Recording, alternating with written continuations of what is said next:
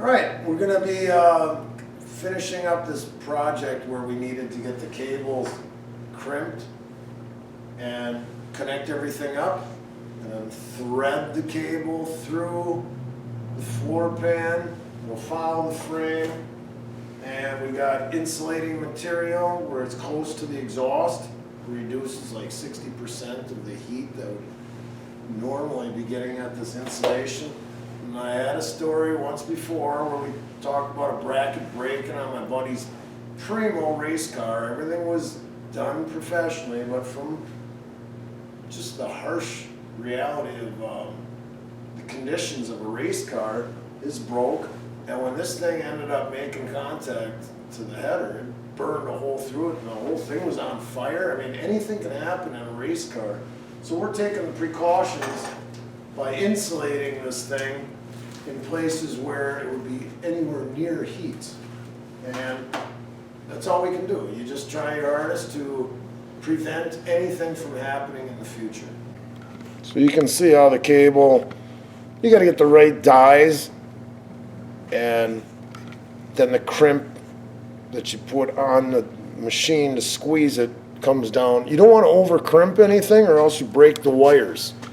So you got to get the right crimp and squeeze down on this, and it's just the proper amount. Makes a total contact of these leads in here, and that's as good as we can go. When you're young and you're cheap and the lug on your battery has gotten all worn out and it's not making contact, a lot of guys will have a bolt-on clamp and then they smear some dielectric grease on it or whatever, hoping that it'll hold the oxygen out of it. But we're using shrink tubing because you're going to have a void right here. And anywhere moisture can get in, the little wires will get corrosion on them. And then your connection gets worse and worse the more there's corrosion. So to prevent that from happening, you slide this stuff over here.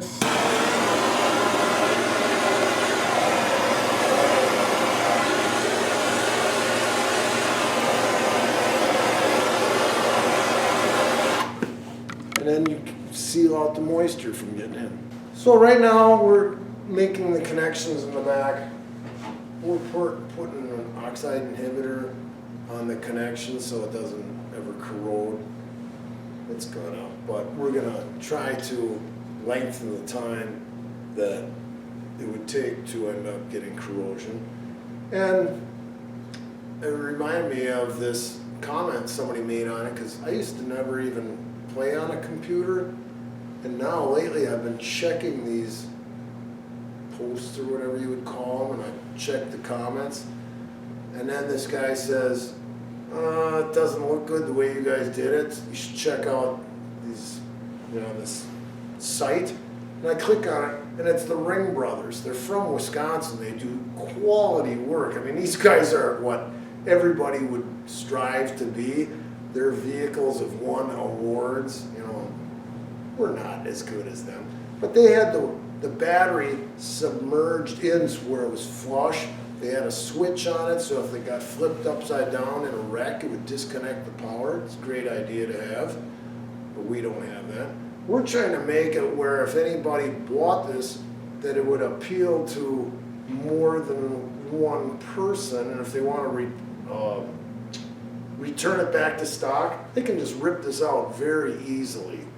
And we're not going to go sinking it down in the floor and cutting this all up. One guy made a comment that you should run a negative lead all the way up to the motor. We're not going to do that. We're just using the chassis itself as the negative. He might be right, but I've seen a million people that do this. The whole vehicle is going to be the ground. So we're just slapping a little of this stuff on here, and we're going to use the same bolt as what went into the bumper. We're not drilling any holes or anything. So we're just connecting this up using the same hole and same bolt. Going right into there, so we're not drilling anything into the body. We're going to show you how we routed this, trying to avoid making any kind of modifications to the car body. And as this cable routes through there, we had a foot right here, and we got to miss that, and just wanted to keep it close to this middle seam here, and you won't even notice it. We might have some stick-on U-shaped clamp that might, after it's painted, that'll hold it down.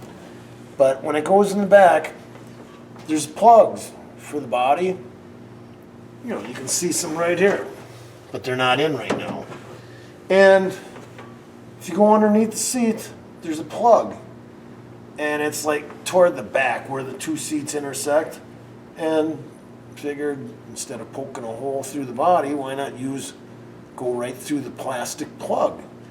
And you got to check and make sure that the seat isn't going to be rubbing on it and stuff. It's just going back. There's already an opening in the corner there, and then right as it goes over this hump, there's a plug, and then we're going through there. Like I said, you would not want people sitting on the seat and having bracketry from the seat rubbing onto your battery cable, or it would cause a short.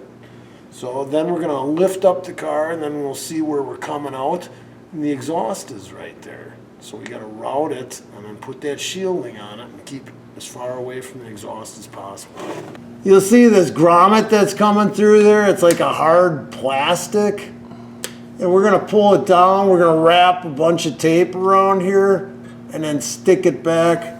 Then we're gonna train the cable to come over here, and then we're gonna put this insulation stuff on it. So now you're gonna see this insulation totally on here. The shrink tubing that they put on there for the end just doesn't shrink tight enough, so we had to pull it tighter with some vinyl tape. And now we're gonna wrap, put it where we think we want it, and then we got sections of that other stuff that'll go over it in the places that are really dangerously hot, like the muffler or the header tubes and stuff like that. So you can see that the brake lines and the battery cable are running alongside of that subframe connector that we made, and just so that if it ever went off road and you're high side and the front wheels are up on the road and the back wheels are down in the ditch and you're dragging across here, we didn't want this ever getting caught and scarfing it off and then taking the insulation off. So we just made these little tabs and keep that up so it's higher than the bottom of the car. We got insulation around here by the exhaust header. We got heat insulation all around here by the muffler.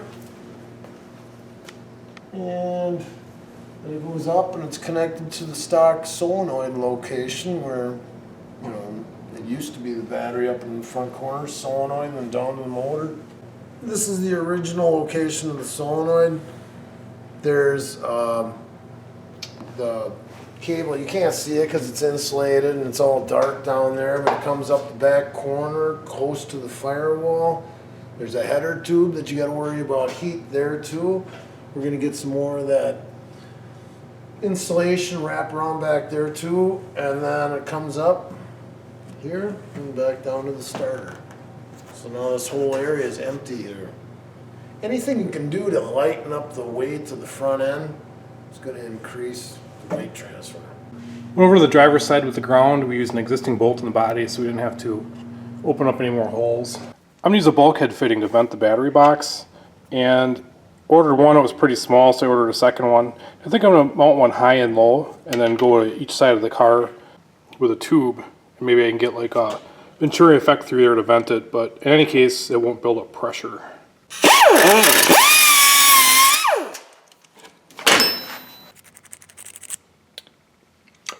That there will be to the inside. When I get the tubing, it's going to be routed through this drain hole here, and then another one on the other side. There they are, high and low in the box. There's the battery installed. Let's see if it blows up here. Oh, trunk light. And we'll give it a whirl. All that paint's burning off them headers, but have a listen here.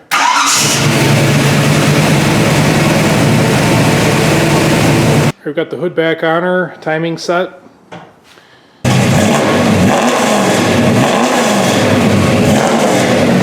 Just doing a finishing touch here, putting the seal on this lid.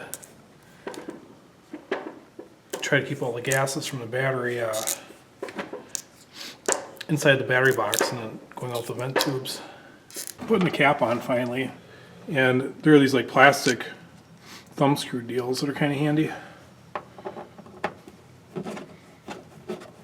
Here's a look at the finished battery box. That's all for now. Thanks for watching.